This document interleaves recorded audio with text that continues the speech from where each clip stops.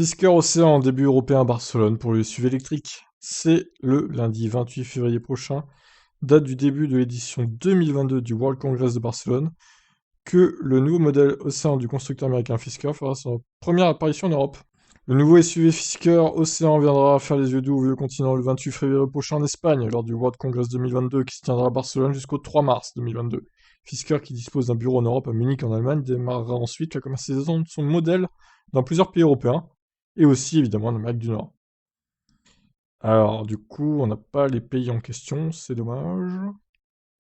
À propos de sa venue en Europe, le PDG de la marque, Henrik Fisker, a notamment déclaré un peu pompeusement: Je ne pourrais pas être plus enthousiaste à l'idée de dévoiler le Fisker en Espagne et de présenter sa combinaison unique de performance, de valeur et de technologie aux médias européens et aux futurs propriétaires. L'Europe est essentielle pour notre entreprise, alors que nous travaillons au démarrage de la production en novembre dans une usine neutre en carbone en Autriche.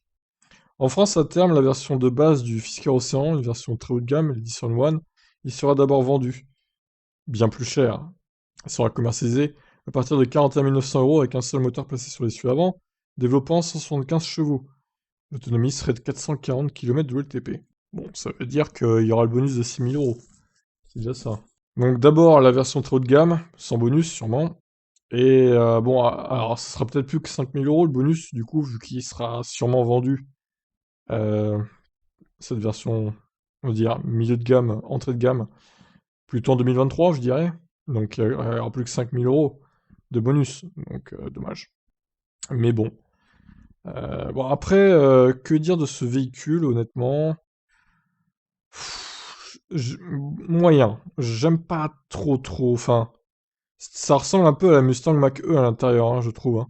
Le petit écran derrière le volant, l'écran géant au même format que la Mustang. Il y a des airs, il y a des airs. Alors, les dimensions, on les a pas, hein, il me semble, pour l'instant, donc il a l'air assez gros. Mais peut-être qu'il est quand même plus petit que le Mustang. Bon, bref. Qu'est-ce que vous en pensez, vous, de ce Fisker Océan? Est-ce qu'il pourrait vous intéresser? Bye bye.